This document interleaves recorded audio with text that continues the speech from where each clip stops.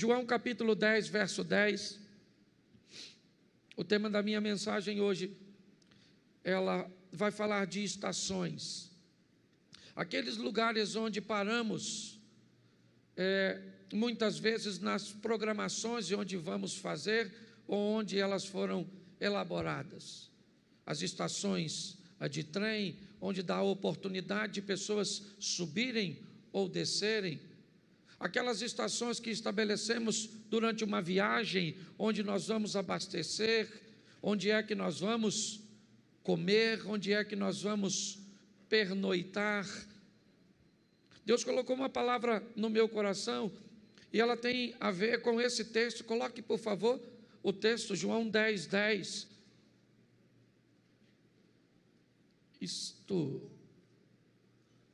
O ladrão não vem senão a roubar, a matar e a destruir. Eu vim para que tenham e a tenham com... Feche seus olhos. Senhor nosso Deus e Pai, em nome de Jesus, continua falando conosco. Usa-me, ó Deus, como um canal de bênção, pelo poder do nome de Jesus. Amém. Glória a Deus. Desde o início do ano, nós trouxemos para a igreja uma proposta de recomeço, de retomada, de realinhamento, de fazer com que a igreja retomasse aquilo que perdeu, realinhasse seu comportamento, revisse seus conceitos, rompesse com algum de seus paradigmas. Ou seja, no texto em que lemos, dito por Jesus, ele diz: o meu adversário é um ladrão, sua função é tríplice: roubar, matar e destruir. Porém, a minha função é oferecer a vocês vida, e vida com fartura, e vida com abundância. Minha proposta hoje é mostrar para você que ao longo da sua caminhada, obrigado, Daniel, ao longo da minha e da sua caminhada, algumas estações precisam ser estabelecidas, lugares por onde nós vamos passar, posicionamentos que vamos ter que tomar ao longo da caminhada, para que se cumpra essa palavra de Jesus. É muito importante entendermos que o relacionamento com Deus para esta vida é um relacionamento de parceria, onde aquilo que Deus fez por mim, aquilo que eu faço, vai estabelecer tudo aquilo que vai se realizar mais à frente. Por isso eu peguei, antes de estabelecer um lugar de chegada, ou seja, de alcançarmos, de chegarmos, de concretizarmos, de realizarmos, nós precisamos identificar que algumas estações, ou seja, alguns posicionamentos precisam ser tomados. E eu rapidamente vou falar dos 5 que eu separei. O primeiro é direção, o segundo é força, o terceiro é resistência, o quarto é velocidade e o quinto é poder. Quando nós estabelecemos isso na nossa vida, inevitavelmente nós criamos um processo, cujo qual nós vamos delinear entre o meu ponto de início, o meu ponto de partida e onde eu quero chegar, onde eu pretendo chegar.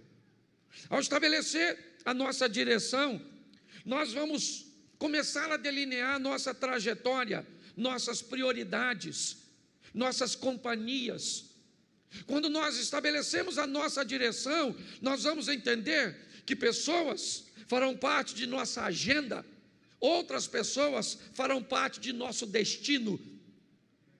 Nós vamos parar de canalizar forças para momentos que são apenas transitórios e passageiros, para pessoas ou situações que não fazem parte do nosso destino, mas sim do nosso momento. E não que o momento não seja importante, e na verdade o é, mas muitas vezes choramos por vermos pessoas ou situações partirem da nossa vida, que na verdade elas não fazem parte de nosso destino, mas apenas de um agendamento pontual da nossa caminhada. Existem, e nós precisamos entender que esses destinos são espirituais e físicos. Quando nós olhamos para isso, né, nós precisamos entender que a nossa direção vai ser muito influenciada, mas muito influenciada pelo meio de convívio que nós estabelecemos. Na vida só há duas direções. E, aliás, nas duas vidas que temos. Pastor, por que o senhor está dizendo que existem duas vidas? Porque Apocalipse diz: ao que vencer não receberá o dano da segunda morte. Se a Bíblia diz que tem duas mortes, é porque tem duas vidas. E uma delas é espiritual, que define o destino, que pode ser céu ou inferno. E outra vida é física, que define o que você vai viver, felicidade ou infelicidade. A proposta que Deus tem para mim e para você, que eu quero hoje transmitir para você, é que você define entre as duas possibilidades do mundo espiritual, céu ou inferno. Pastor, não tem uma terceira? Não tem. Ou é céu ou é inferno. Eu queria ser uma alma penada, não queria ir para lugar nenhum. Não rola. Sua direção ou é céu ou é inferno no mundo espiritual. No mundo físico, sua direção ou é felicidade ou é infelicidade. É assim que funciona. Então a proposta bíblica é o quê? É céu para a vida espiritual e felicidade para a vida física aqui neste mundo. É isso. Quando nós olhamos, por isso Jesus diz: eu vim para que tenham vida e a tenham em... Ou seja, você vai ter uma vida extraordinária nesta terra, só não vai ter se você fizer escolhas erradas. E além de tudo, você vai depois estar com Deus. E o que a Bíblia me diz para que eu possa criar ou estabelecer uma direção correta? Primeiro é saber para onde eu estou indo. A Bíblia diz que ouvir pessoas, buscar conselhos é importantíssimo para o desfecho da fase da direção, que é a primeira fase. Quando somos crianças, adolescentes, normalmente nós não pensamos em direção, nós simplesmente vivemos. Mas quando vamos entrando na juventude, inevitavelmente a vida ela vai nos levando para uma fase de responsabilidade, onde ela vai requerer de mim e de você qual a direção, é céu ou inferno, qual é a direção. Lembra por que não batizamos crianças? Porque elas ainda não têm a escolha da direção. Mas quando isso passa, inevitavelmente, a vida pede dela, céu ou inferno, felicidade ou infelicidade. Só tem duas direções. Você não tem como caminhar para céu e inferno simultaneamente, porque não se pode servir a dois senhores ao mesmo tempo. E você não consegue ser feliz ou infeliz simultaneamente. Você pode ter alegria e tristezas, coisas envoltas em momentos. Você pode parecer ser feliz por causa de uma euforia, aquilo que vem de fora para dentro. Mas o que a Bíblia está dizendo é que eu posso encontrar isso na fase dos aconselhamentos, certo? Porque quem não sabe sua direção corre dois riscos. O primeiro, de não ir a lugar nenhum, e o segundo, de andar em círculos. Tem gente que a vida gira, certo? Simplesmente não avança. Você encontra alguém hoje e você encontra ele daqui a 10 anos e ele está no mesmo lugar. E ele tem movimento, ele só não tem ascensão, ele só não tem crescimento, ele só não tem avanço. E não é disso que eu estou falando. Eu estou falando de glória em glória, de fé em fé, para que amanhã seja melhor do que hoje, para que a manifestação de Deus amanhã na nossa vida seja superior àquilo que nós estamos vivendo hoje. Quem não tem direção, você pergunta para ele onde ele se vê daqui a 5 anos, ele não sabe.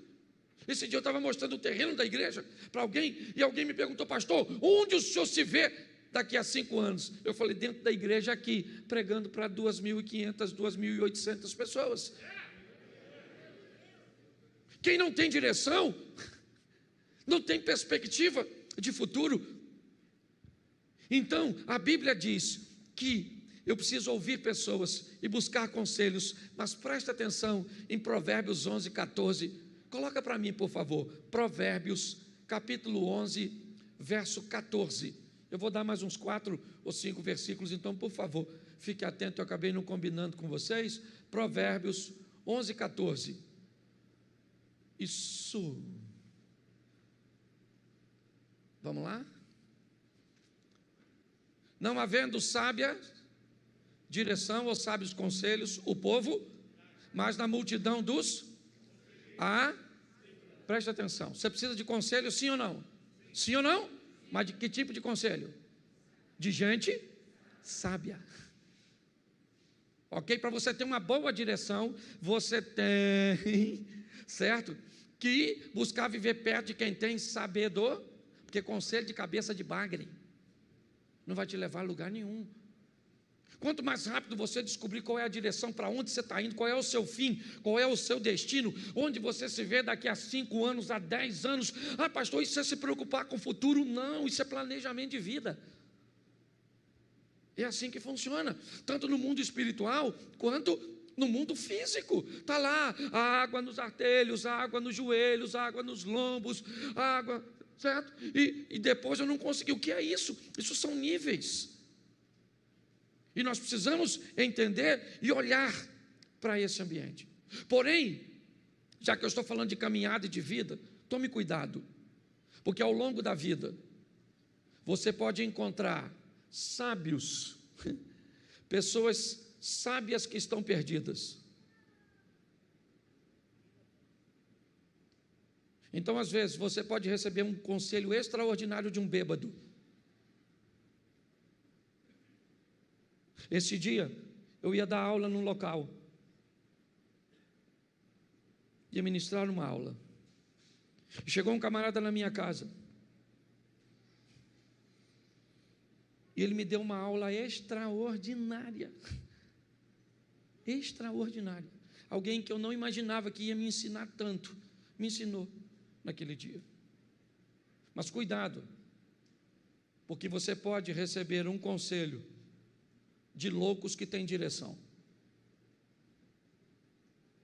Preste atenção, na vida você pode encontrar sábios que estão perdidos e vão te dar um conselho sábio, e loucos que têm direção e que vão te levar para mais longe de Deus do que você pode imaginar, porque estão envoltos em seus resultados. Lucas 12, 20, coloca para mim isso, e vai dar o entendimento do que Jesus está dizendo. Lucas 12, 20, eu não sei se eu consigo falar de todos os pontos aqui, mas vamos lá. Mas Deus lhe disse: louco, esta noite te pedirão a tua, e o que tens preparado para quem será? Essa é uma história que Jesus está contando de alguém altamente rico, altamente focado e direcionado, alguém que está disposto a ganhar o mundo. E se você fosse olhar para esses resultados, se você ficar olhando na igreja, na sua vizinhança, no seu ambiente de trabalho, para gente que só alcança resultados físicos, cuidado, porque você pode querer imitá-los e perder sua alma. O que a Bíblia diz é: ganhe o mundo sem perder a alma. Por isso, cuidado, porque está assim de gente louca, dando conselho para os outros. E ele tem o resultado dele para mostrar para muitos. Por isso, defina o mais rápido possível qual será seu destino.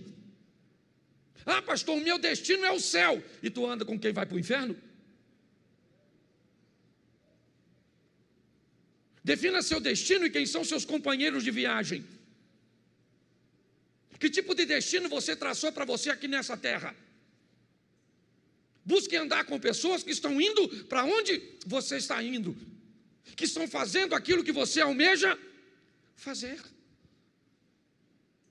Muitas pessoas não conseguem chegar em lugar nenhum, simplesmente porque não tem um senso de direção. Descubra a direção mais rápido possível. Descubra quem está indo para o mesmo lugar, porque é simples. Se você planeja ir para a Central do Brasil, aqui em Xerém passa ônibus que vai para a Central? Sim ou não? Passa. Ele é que cor? Que cor? Vermelho?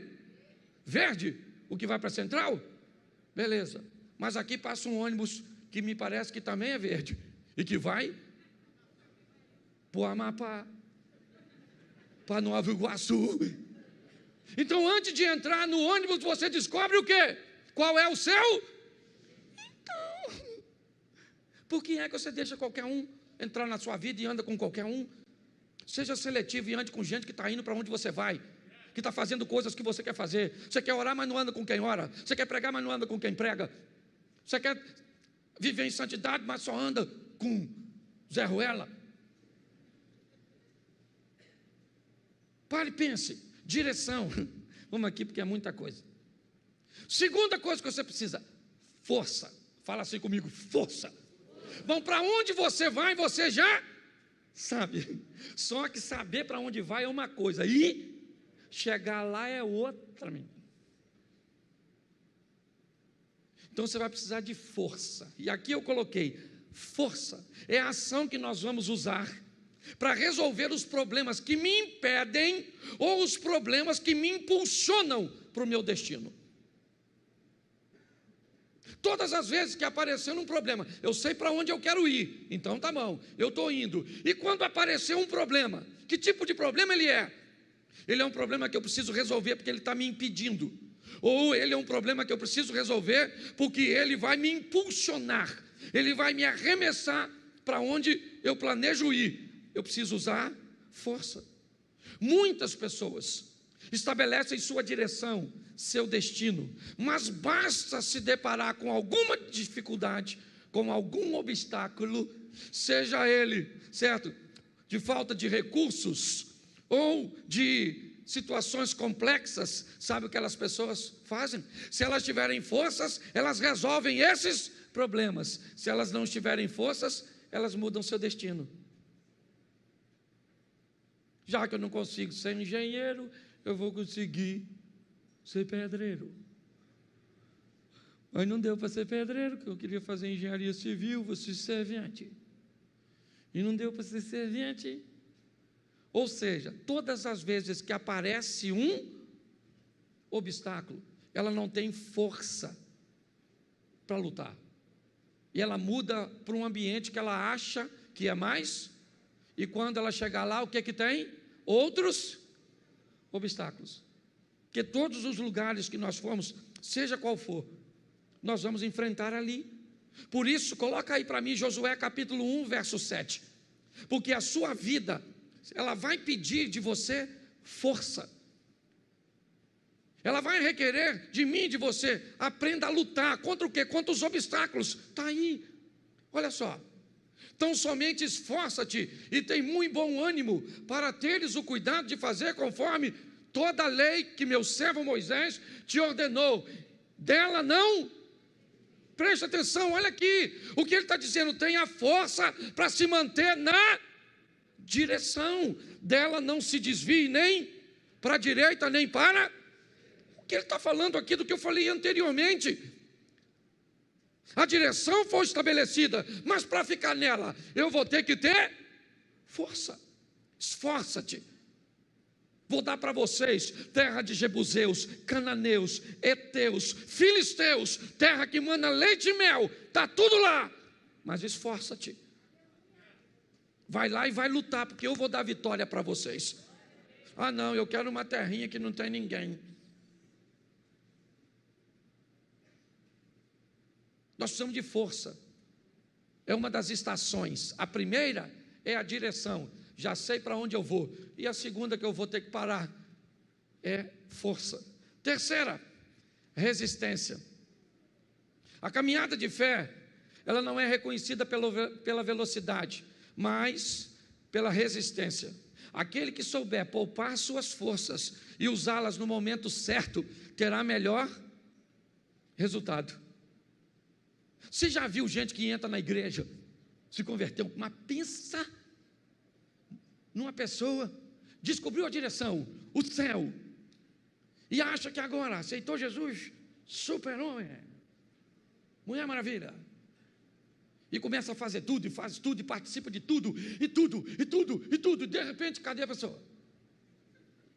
Sumiu. Falava até mal de tu, que tu era meio devagar. E você olha e cadê? Lhe faltou o quê? Usar a força certa para a coisa certa, gente. Pare de canalizar suas forças para lugar errado. Senão você vai esmorecer na caminhada. Fica na igreja olhando para quem não deve. Fica. Pastor, vou embora daqui. Descobri que ir para o céu é muito difícil. Vou lá para o concorrente. Ah, pastor, não dá não. Ah, não dá não. Você sabe quantas vezes, nos 7 anos que a igreja está fazendo, que eu já tive vontade.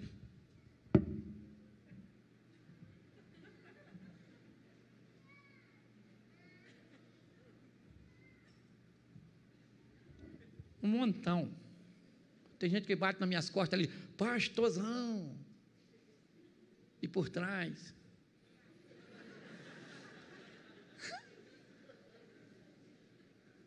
Assim, ó.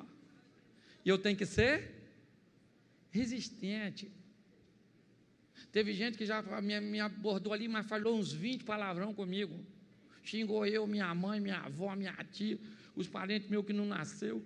Xingou eu de tudo. E se eu falo para ele, vai lamber sabão, metade da igreja desvia. Porque eu não posso falar. Então eu tenho que ser resistente.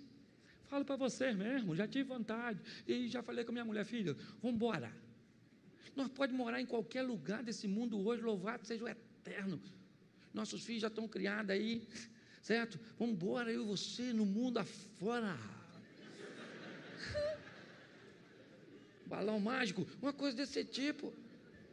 Mas aí eu paro para pensar, Cláudio, lembra quando minha cadela morreu? Lembra, Lolô morreu? Lolô morreu, veio a óbito, perdemos Lolô. E aí então, eu falei, nossa, sofri tanto por causa de Lolô, que eu falei, não quero mais cachorra, chega, nunca mais. E o Espírito Santo falou ao meu coração, está machucadinho, não quer mais não, só por causa de uma decepção ruim, ou por uma situação ruim. Meu irmão, resistência, use a força certa. Você tem um pedaço de pau em casa, certo? E você tem um chinelo, se parece uma barata, você pega o quê? O quê? Mas o pedaço de pau é mais forte. Por que você bate o chinelo? Porque o problema é pequeno, então você resolve o chinelo, certo? Tem gente que não resolve, sai de casa. O que tem lá? Um monstro. Nossa, quem é? Uma barata. Sangue de Jesus tem poder. Mas se aparecer uma cobra na sua casa, você pega o chinelo? Você pega o quê? Porque você tem que usar a força certa para resolver a coisa certa. Para de potencializar a coisa pequena. Senão você vai jogar a sua resistência no lixo. Tem que ser resistente. Efésios 6,13.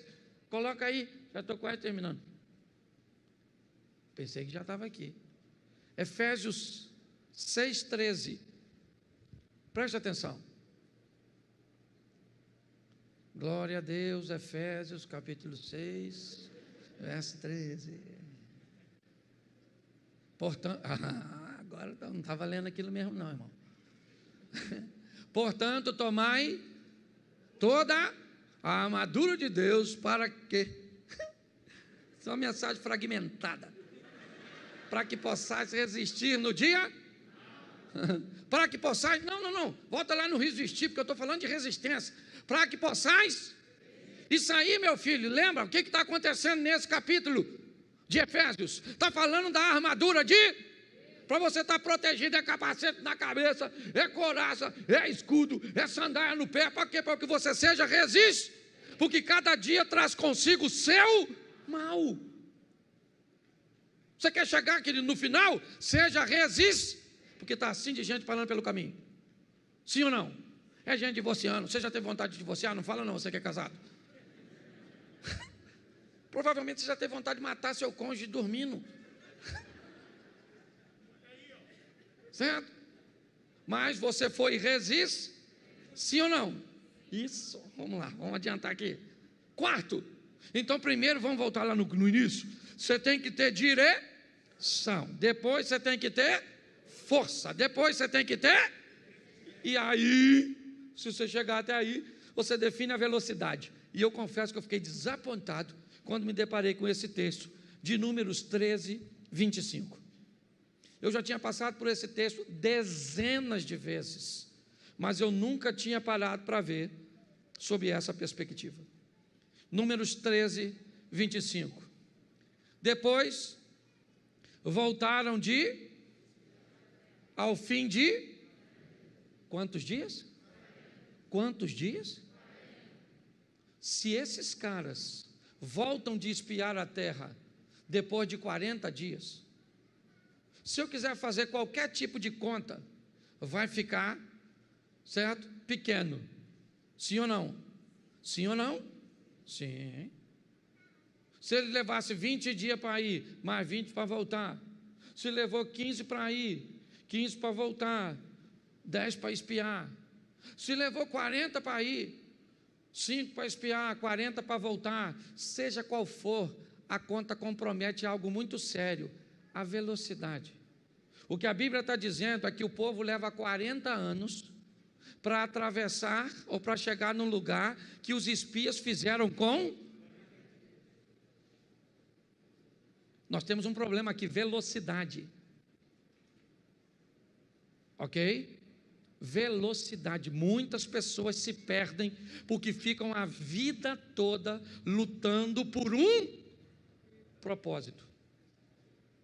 Cuidado com isso, porque quando Deus diz, vai lá e espia, eles estão 40 dias, 60 dias, que tivesse um ano distante de onde Deus preparou para eles, e eles levam 40. Deus tem coisas para mim e para você que pode ser alcançado muito mais rápido do que você imagina, mas depende do seu posicionamento mediante a isso, porque velocidade é extremamente importante, porque a vida é curta, única e rápida. Dê uma olhada para isso. Por último, aqui, porque está assim lá fora, ó. Quando sair você sai, mas sai mesmo, que é para o povo entrar, e eu tenho que correr aqui, porque esse culto é assim mesmo. Por último, poder. Poder, você precisa de poder, você precisa de direção, precisa, você precisa de força, precisa, você precisa de resistência, precisa para a sua caminhada de fé, você precisa de velocidade, precisa, alcança o objetivo e já lá estabelece outro, mas você vai precisar de poder. E aqui eu quero colocar esse poder totalmente nas mãos do Senhor. E quando Nicodemos olha para Jesus e vai conversar com ele, João capítulo 3, para nós adiantarmos, sabe o que Nicodemos diz? Ninguém pode fazer esses sinais que tu fazes, se Deus não for. O que Nicodemos está dizendo? O Senhor tem força, resistência, direção. Não é disso que ele está dizendo. O Senhor tem poder. Quando olham para Saul, com os melhores músicos na sua corte, e um homem diz, conheço um filho de Jessé, o belemita, sabe tocar bem, bom de palavras, valente, de boa aparência e o melhor, Deus é o que Davi tinha que os outros músicos não tinham na casa de Saul: poder. Poder. O que José tinha na casa de Potifar do Egito? Poder. Potifar viu que o Senhor era com ele. O que Daniel tinha na Babilônia? Poder. Os sábios disseram, olha, ninguém pode atender o seu pedido, nenhum rei jamais pediu isso, porque o que você está pedindo, só os céus sabem. E Daniel chegou e mostrou que os céus sabiam, porque tinha poder. Você quer chegar onde você deseja?